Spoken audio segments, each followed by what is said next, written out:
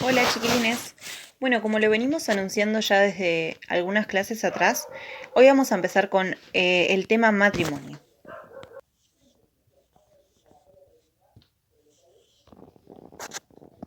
Hablemos un poquito de la historia de la regularización del matrimonio en nuestro país.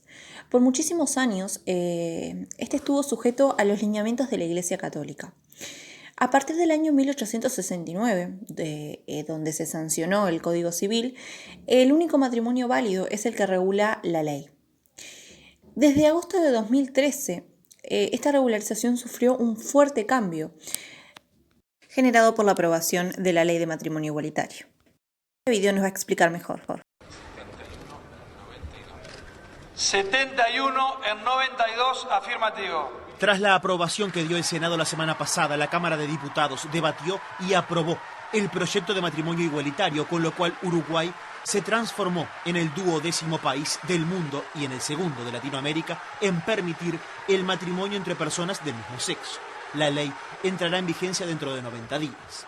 El proyecto redactado en el Senado contenía errores, pero se optó por aprobar la ley con el compromiso de impulsar un proyecto que los corrija. Las bancadas del Frente Amplio y el Partido Independiente, así como la mayoría de los diputados blancos y colorados, aprobaron el proyecto.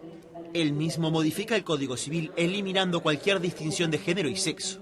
En vez de decir marido y mujer, ahora dirá cónyuges o contrayentes. De esta forma, el código modificado habilitará el matrimonio entre dos hombres, dos mujeres o travestis. Permite además a las parejas. Como explica el periodista, esta aprobación de ley de matrimonio igualitario trae aparejado grandes cambios en nuestro Código Civil. Dentro de estos cambios se ve la nueva contextualización del artículo 83, que trata de dar el concepto de matrimonio. Ahora lo expresa como una unión permanente con arreglos de la ley de dos personas de distinto o igual sexo. Como ven por ahí, se observa como una unión que tiende a perpetuar en el tiempo, tiende a ser permanente. Esto no quiere decir, por supuesto, que no se pueda disolver. Con arreglos de la ley, esto quiere decir que la ley será quien lo regularice y quien lo pueda efectuar de dos personas de distinto o igual sexo. Es decir, que no se distingue según el sexo de la persona. Bueno, ahora veamos las características del matrimonio en nuestro país. El matrimonio en nuestro país es monogámico. Esto quiere decir que un individuo no puede casarse con dos personas a la vez. Es decir, una persona, o imagínense, un hombre no puede tener dos esposas o una mujer no puede tener dos esposas, dos esposos. No existe la posibilidad de estar casado con más de una persona a la vez. También se distingue la igualdad sexual. No se discrimina a la hora de contraer matrimonio entre personas de diferente o igual sexo. Eso era lo que hablábamos hace unos segundos. La nueva regularización con la nueva ley nos permite casarnos con personas de nuestro mismo sexo. El matrimonio en nuestro país es de carácter solemne. Esto quiere decir que solo será válido si cumple con las formalidades de la ley, no como vemos en las películas o en las comedias que por casarnos por iglesia ya vamos a estar casados frente a la ley. Para que un matrimonio sea válido, debe estar sujeto a los lineamientos de la ley. A su vez, el matrimonio es estable. Tiende a la permanencia. Esto quiere decir que se espera que permanezca en el tiempo, pero no quiere decir que no se pueda interrumpir, ya sea por la muerte o por la voluntad de los contrayentes, la viudez o el divorcio. Como dice por ahí, existen 4 tipos de matrimonios: el común, el in extremis, el por apoderado y el que se celebra en el extranjero. Va a ser su trabajo investigar sobre cada uno de estos y desarrollarlo por plataforma o por WhatsApp. Lo vamos a plantear en otra oportunidad. Continuando con la regulación del matrimonio, podemos destacar los impedimentos dirimentes.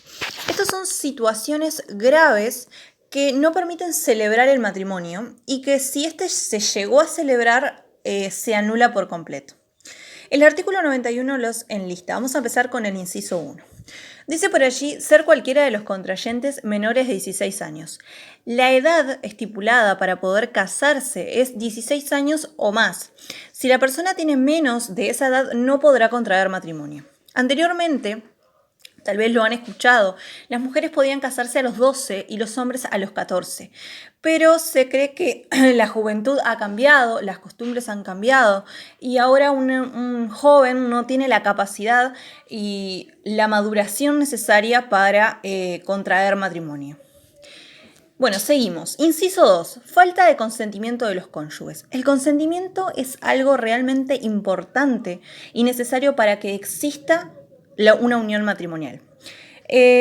Por consentimiento entendemos el que ambas personas, la pareja, quiera contraer matrimonio y que ese querer no esté viciado. Cuando hablamos de viciado, quiere decir que a esa persona no la estén obligando. Por ningún tipo de medio, no la estén obligando mediante violencia física, psicológica, emocional, económica. La idea es que ambos contrayentes quieran casarse por su propia voluntad.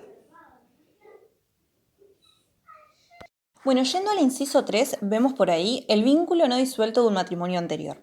Esto se refiere a los caracteres que vimos anteriormente. Ninguna persona puede estar casada con dos individuos a la vez. Entonces, si se destacara, si se dieran cuenta que una persona contrajo matrimonio y a la vez estaba casada con otra, se anulará el matrimonio por completo.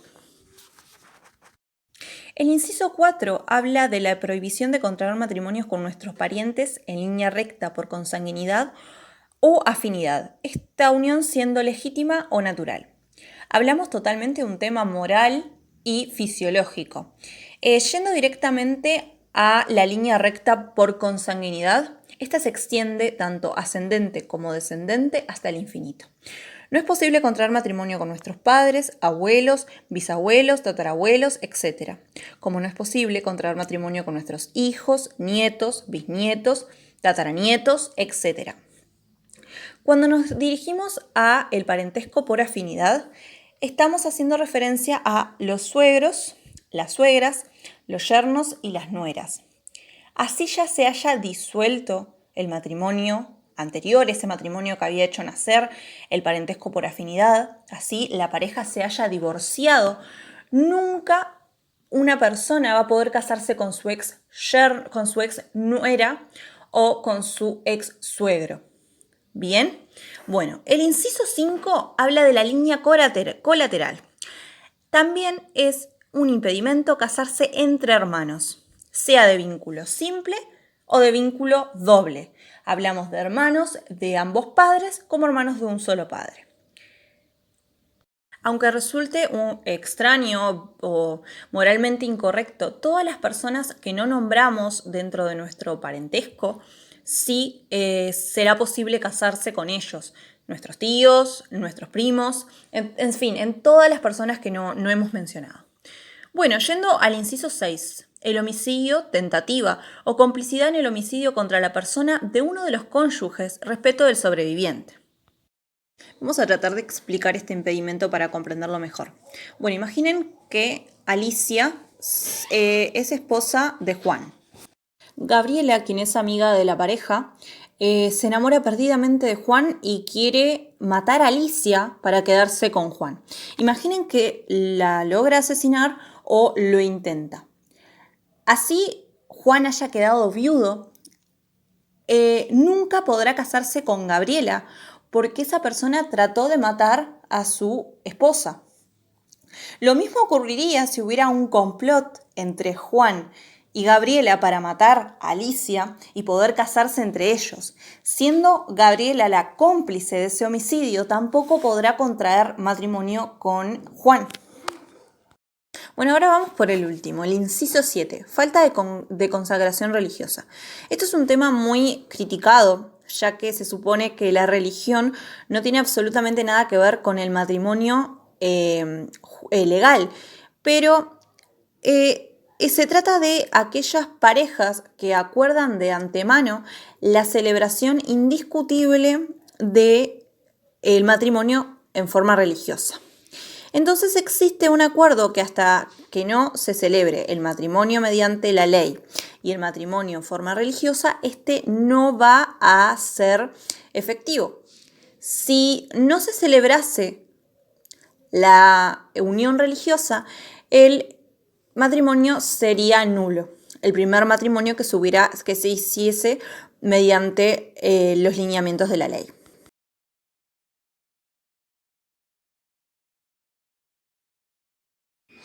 Bueno, dijimos que habían dos tipos de impedimentos. Los impedimentos dirimentes, que fue lo que acabamos de ver, que dijimos que eran graves, y los impedimentos prohibitivos.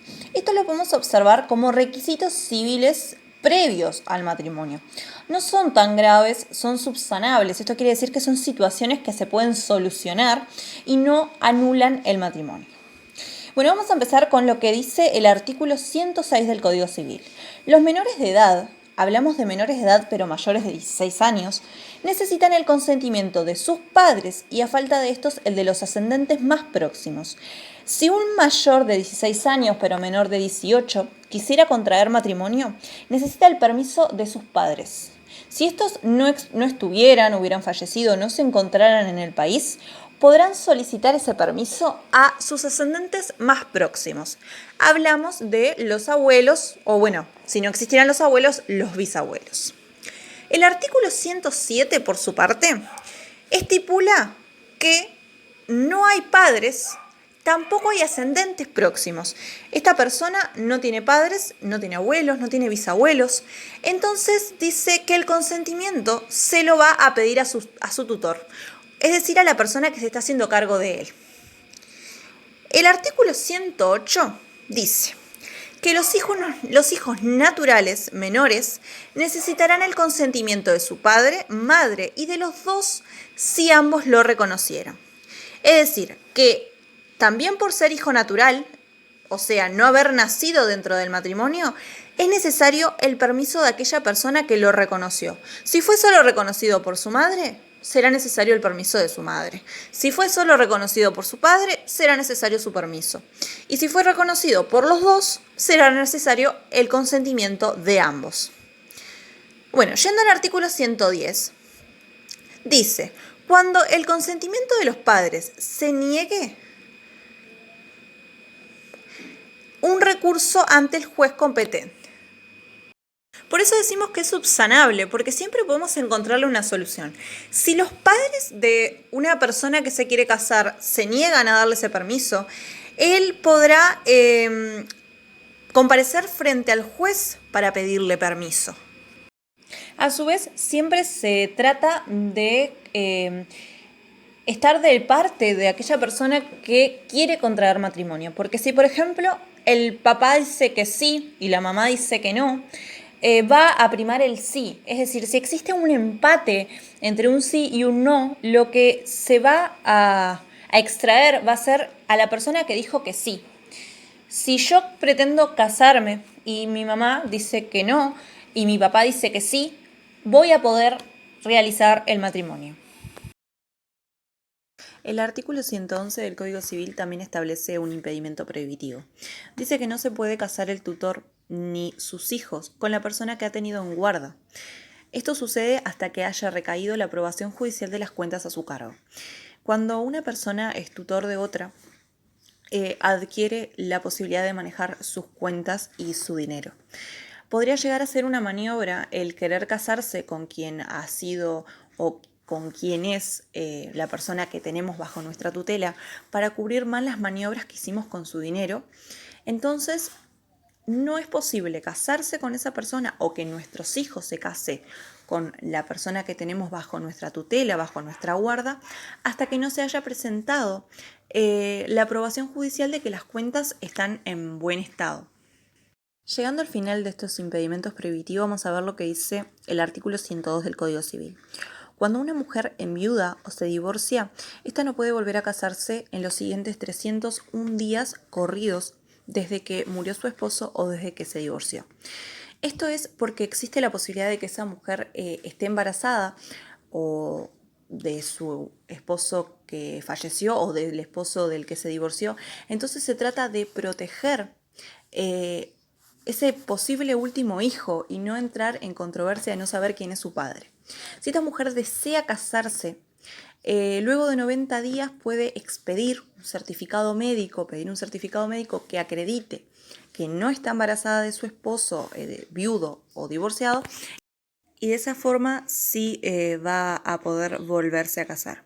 Pero entonces, hasta no haber pedido ese certificado médico, que el médico exprese que esa mujer no está embarazada, no va a poder contraer matrimonio civil.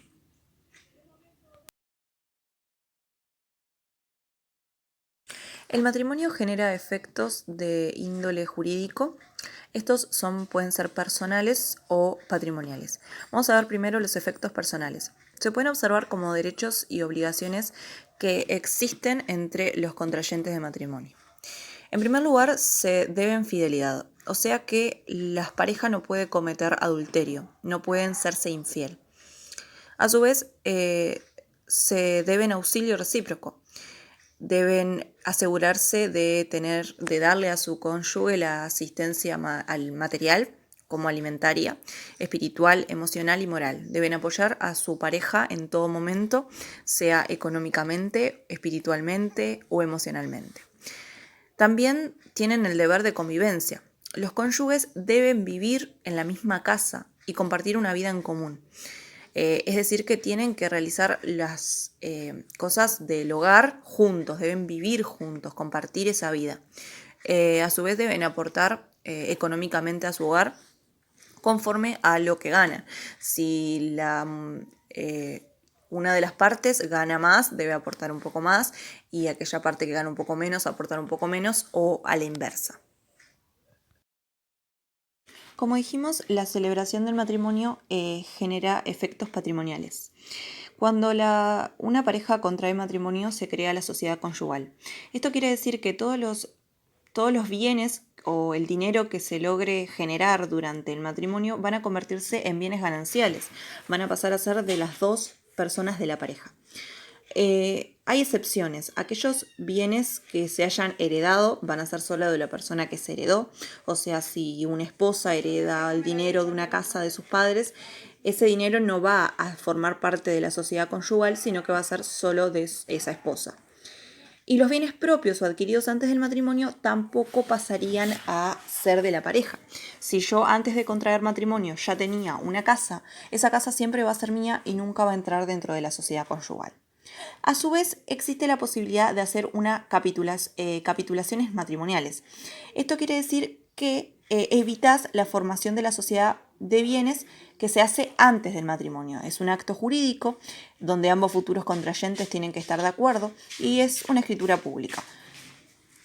De esa forma se evita que cuando se celebre el matrimonio se forme esa sociedad conyugal y esos bienes que se empiecen a generar durante el matrimonio o ese dinero pertenezca a los dos. A su vez, se puede, después de realizado el matrimonio, en el año que sea, hayan pasado 5 años o 20 de que se celebró el matrimonio, hacer una separación de bienes. Esto es una sentencia judicial y la puede solicitar solo uno de los contrayentes. Entonces este pedido de separación de bienes disuelve la sociedad conyugal, la sociedad de bienes, y es posible separar los bienes que ya se hayan adquirido y comenzar con los que se van a adquirir a futuro en forma separada.